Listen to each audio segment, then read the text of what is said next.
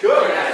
My name is Eric Bailey, and I'm going to be your MC for the afternoon. And I just want to thank each and every one of you for coming out to support Marg in the wonderful book, Through Our Children's Eyes. And before we get going, I want to make a special thank you to the mayor, Mayor Melba E. Hobson. Thank you for giving up your time for coming out. And also, we also want to thank Margs charity, ACT, which is a charity which actually looks after children who have been abused and actually try to prevent the abuse of children. And Marg has had a special relationship with them, and proceeds of the book will be going, some of the proceeds of the book will be going to the charity. Also, I just want to say, on a Sunday afternoon, bad weather, we still have people here, which means there are people who are still interested in supporting Marg and also supporting the cause. So just give yourselves a clap, give yourselves a hand. Now, I want to introduce Marg to come up and speak because you've come to hear her and not me. Marg, not yet, just relax. This is all right. Always trying to take, as if you know Marg, she's always trying to take control. Anyway, Marg is a passionate person. She has a lot of energy, and I basically have been spending 1 week with the both of them for the past 8 weeks, and have come to find that in Marg there is so much joy, so much enthusiasm for life. And I've gone through the book, I've read a lot of the quotes, and what she's actually trying to do is she's trying to bring out the joy, not only in children, but also in parents. And I do know that this book is going to be a huge success. I'm going to do everything in my power to put that book out into the mainstream and help other people see what Marg has in her heart and in her soul. And with no further ado, I want to introduce Marg Jarvining to come up and tell us about the book. Let's put our hands together for Marg.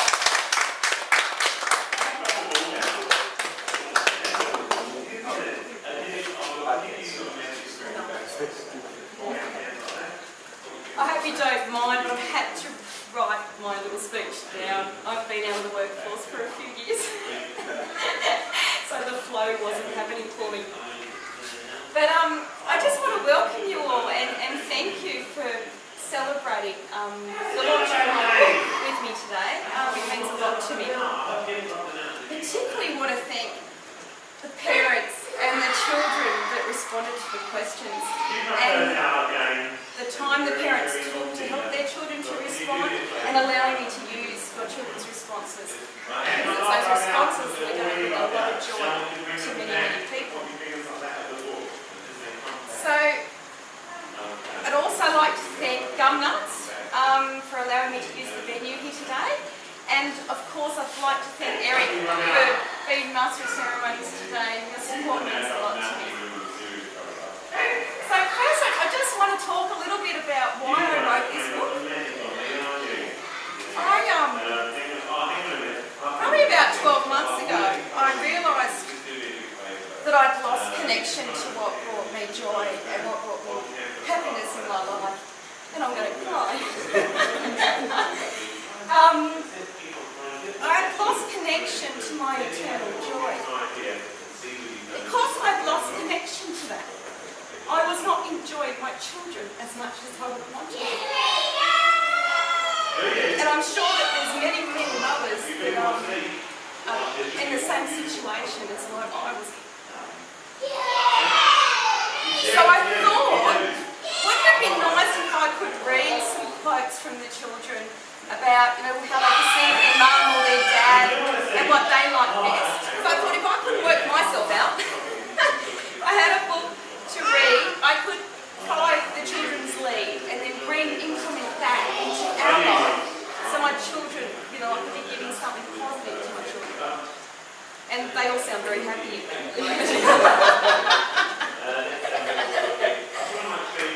So, I went looking for such a book. I thought, surely someone's done it. Surely there'll be quotes. Because there's lots of things on the internet, and there's lots of books on children's perception of worldly matters and so forth.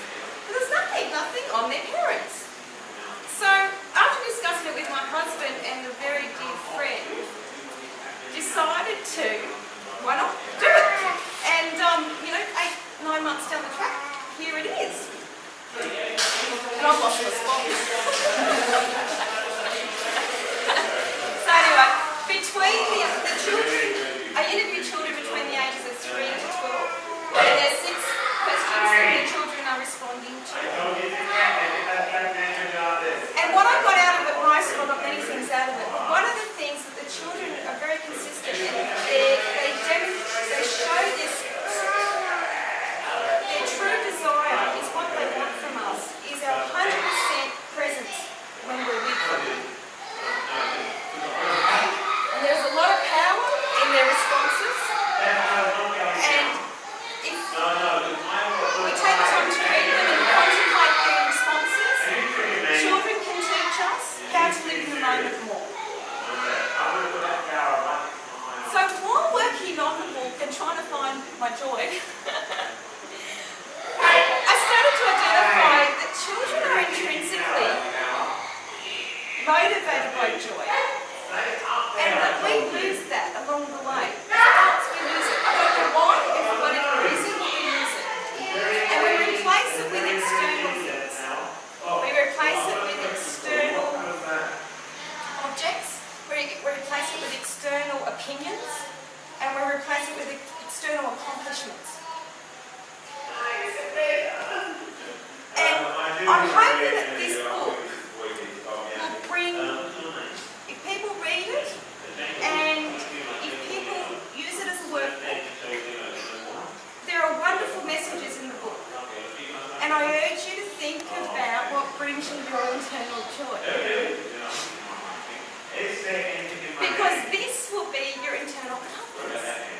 And then this will bring you happiness. Oh, I'm all emotional. That's no surprise.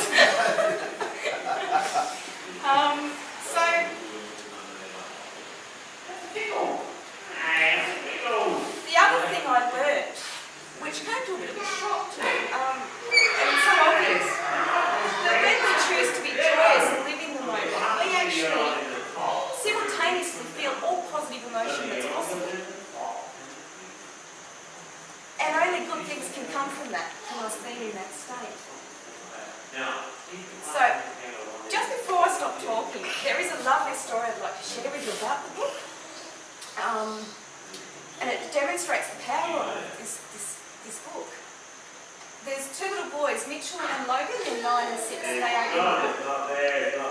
Their mother offered to do a book review for me, and they live in New Zealand, so they couldn't be here.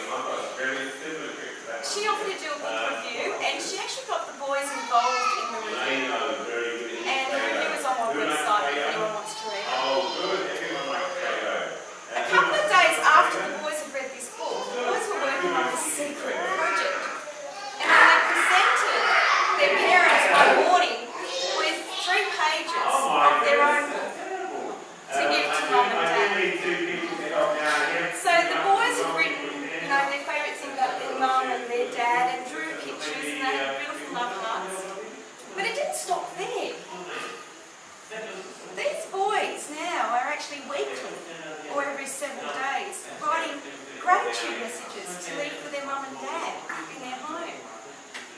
And to me that is so powerful. Because with something that, the children can read with mum and dad, they embrace it. Because it just resonates. It's just the pure truth. And they embrace it, and then they live it. And that brings so much more joy into your family and into your life.